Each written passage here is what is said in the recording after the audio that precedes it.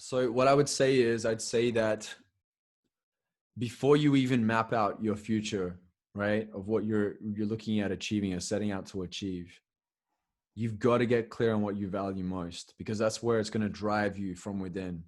And if we're not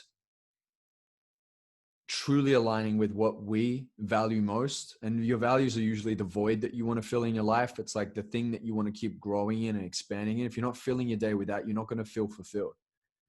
And see, a lot of people are usually filling their day with things that are meeting like a wounded need or an unhealthy need. It could be, sex, drugs, alcohol. It could be just binge watching Netflix. And especially now, we have the opportunity to sit and like drink all day or watch Netflix all day and just put everything off if we wanted to.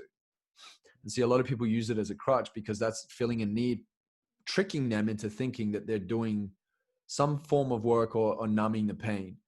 And so the first thing is to really get clear on what do you value most in life, like truly value, not just what do you want, but what do you really want in life?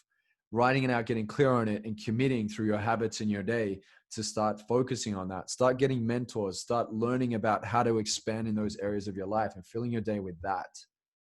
And see, like a lot of people will stay out of alignment. And when you're out of alignment, you feel terrible about yourself. It's like we know when we're incongruent. We know when we're not showing up for us, and it doesn't feel good. So you can choose to show up for you.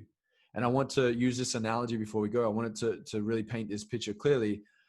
If you had like a hose that ran through a backyard and it wrapped around a tree and then it went under a wheelbarrow and then it got caught up through a shovel and it was kind of all over the backyard, it would have all these kinks in it, right? And those things in the backyard is like your wounds. They're like the traumas, the pains, the things that you haven't gone to, that you've avoided in your life. And what happens is when that hose is kinked, when you try and turn the tap on, you turn it on, you hear like that. That's the water trying to run through a kinked hose. And that noise is like stress and anxiety and fear.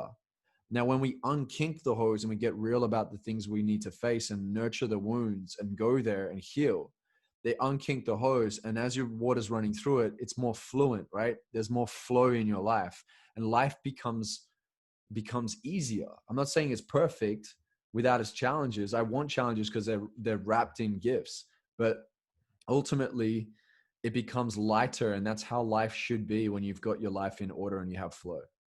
So just really get clear on that. Don't just try and add all these strategies all the time on top of everything else, because it doesn't get rid of the fact that you're holding onto a boulder back here and it's hard for you to move forward.